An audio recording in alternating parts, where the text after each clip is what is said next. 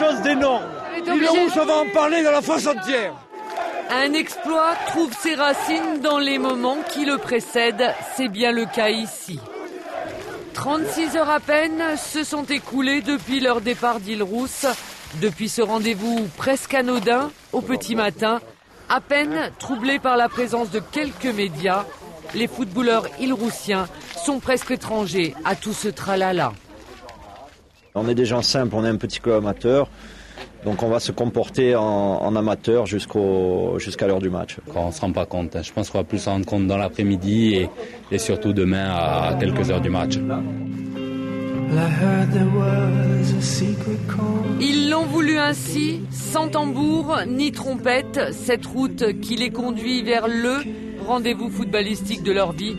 Juste entre eux, un groupe, une somme de personnalités, d'histoires, de trajectoires différentes, de particularités aussi, comme celle de réunir 3 frères sur un même terrain. C'est un match comme les autres, hein. Ça va rien changer dans nos habitudes. Moi je pense pas. Comme disait mon frère, la pression elle est dans la bière. On n'a pas de pression. De la fraîcheur dans les mots, dans les actes aussi, avec un pique-nique sous 3 degrés. Ce soir. On aurait pu boire un petit Bordeaux, hein. Cuvée 2014. Hein. On devrait arriver dans une demi-heure. On se met en place à l'hôtel. Bonjour, je viens récupérer toutes les chambres pour le club de foot. Comment vous avez fait la répartition des chambres? Un peu comme ça vient, un peu par habitude, les joueurs ont l'habitude de dormir dans la même chambre quand ça va en déplacement sur le continent, donc on chamboule rien et on les laisse faire. Je prends le grand lit, c'est normal. C'est normal, ah regarde, de l'autre côté. C'est les chambres de Ligue 1 ça, ouais. C'est les chambres de Ligue 1 sauf qu'on n'est pas en Ligue 1. Donc après, le plus dur, ça va être de redescendre sur terre. Donc nous, je pense qu'on va y arriver, mais après, il faut voir les joueurs, après ça, comment on y revient. On n'est pas ici pour passer des vacances.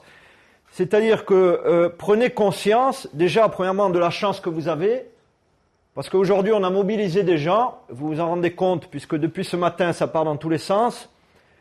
Mais nous, on n'est personne, on n'est rien. On est une petite équipe de CFA2. Des stars, on n'en a pas. Pas de stars, mais une préparation digne des plus grands. Les 2 coachs ont tout pesé, calculé, envisagé. L'affectif a été laissé au vestiaire. Ils ont tranché dans la sélection des hommes, tranché pour la gagne. Ceux qui sont là, demain, devront être à la hauteur. Ça a l'air d'aller. J'ai l'impression qu'on est bien dedans. Là, tout le monde est concentré, motivé. Maintenant, comme on dit depuis le début, il n'y a que demain où on va vraiment savoir ce qui nous attend, quoi. Une bonne nuit à tous les supporters. Hein. Avec la nuit, leur candeur n'a pas disparu. Jim, tu es un peu grossi, non? Sur la photo, tu es pas le même sur la photo. Tu es un peu grossi, non? Ce matin pourtant, le costume qu'ils viennent d'enfiler, c'est bien celui des irréductibles du village d'Astérix, prêts à affronter l'Empire romain.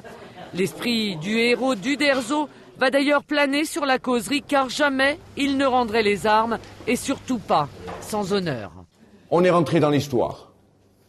Ce qui va être primordial aujourd'hui, c'est que Île-aux-Rousse soit présent au rendez-vous, dans le respect de l'événement. Et il va falloir faire coûte que coûte un grand match pour montrer qui on est et pour valoriser tous les gens qui s'occupent de vous et tous les gens qui croient en nous.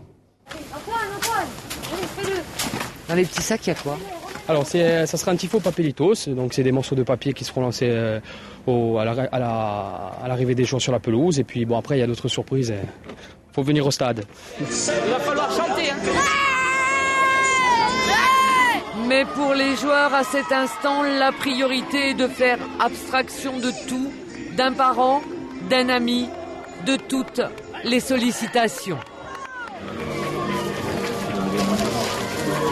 On va faire rentrer tout le monde.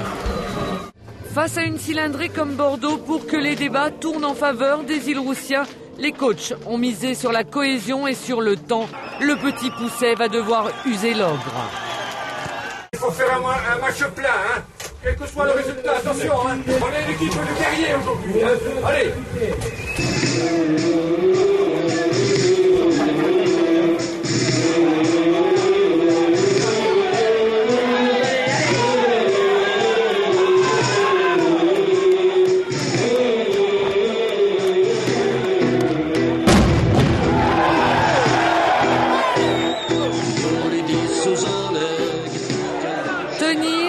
Résister aux assauts des Girondins, c'est ce qu'ils vont faire. Sur le banc, les remplaçants et le staff souffrent, vibrent au même rythme que les 11 acteurs. Christian Graziani, suspendu, harangue ses troupes depuis les tribunes. Ils n'ont pas le droit d'avoir le premier ballon. Et ça marche, ces hommes tiennent 0-0 à la pause. C'est le match de votre vie, hein. C'est le match de votre vie, hein. 45 minutes, hein, les gars, 45 minutes encore. Hein. Allez, on s'accroche. Hein. 45 minutes pendant lesquelles le sociétaire de CFA2 va rétablir l'équilibre des débats et se faire de plus en plus pressant. Chacun sent alors qu'il y a un coup à jouer lorsque se présentent les prolongations. On va aller les chercher, les gars. On va aller chercher. Allez, les gars. Allez, les gars. C'est pour nous. Commence alors une période hors du temps, insoutenable pour les organismes et pour les nerfs. Florent Ménode, s'il lui multiplie les arrêts, la séance de pénalty paraît inéluctable. Réfléchir, pénalty. Comment se réfléchir au pénalty?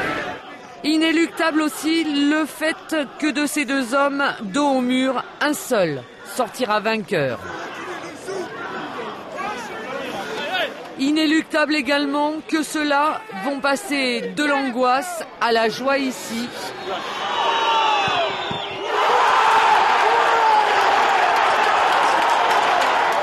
Qu'ils vont connaître le doute avant la délivrance. Vous vous rendez compte de ce que vous avez vu ce soir, vous, à titre personnel? Écoutez, c'est mon travail, je suis là pour ça, je l'ai fait, j'ai eu la réussite à 100%, tant mieux et voilà, tant mieux pour nous. Pour enfin avoir le droit de savourer ce moment historique.